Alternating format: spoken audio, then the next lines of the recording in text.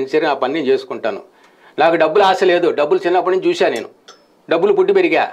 నాకు ఇంట్రెస్ట్ లేదు. మా అమ్మాయి పెళ్లి చేశాను, డాక్టరు, సెటిల్ అయిపోయింది. మా అబ్బాయి ఒకటి పెళ్లి చేస్తే నా బాధ్యత అయిపోతుంది.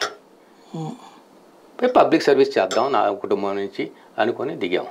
సో ఈరోజు జనసేన మీరు అన్నట్టుగా జనసేన రెండు కలిస్తే అంటే కలిస్తే మీరు అన్నట్టుగా వాళ్ళకి ప్లస్ అయిద్దని వాళ్ళ అభిప్రాయం. కలవనేయండి.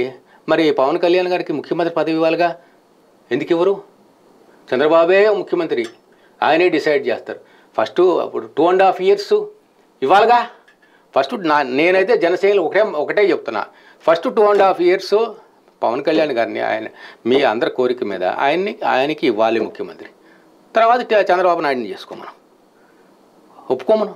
వాళ్ళు ఒప్పుకుంటారండి. వాళ్ళు వేరే గతి లేదు పార్టీకి. అదేంటి వాళ్ళకి 15 సీట్లు 20 సీట్లు ఏంటండి? ఎంత హోప్స్ పెట్టుకున్నారు? 2014 కానీ 2019 కంటే ఇప్పుడు ఎంత? 2019 వేస్ట్. వాడు లేకపోతే సింగిల్గా గెలుస్తూ ఉంటాడు.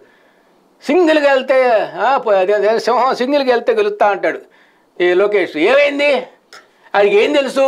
తెలుగుదేశం పార్టీ 10 ఎలక్షన్లో పొత్తు లేకుండా గెలవాలి. ఎప్పుడు ఇన్ఫ్లుయెన్స్ చేయటం ఆయన వన్ ఆఫ్ ది బ్యాడ్. పాప ఆయన కలుస్తానంటే ఈయన కలవనివ్వకుండా, దగ్గర కూడా ఇవ్వకుండా 15-20 సీట్లు ఎంత అది కూడా ఇవ్వకుండా తొక్కేశారు. దాని పరిణామాలు మనం అందరం చూసాం.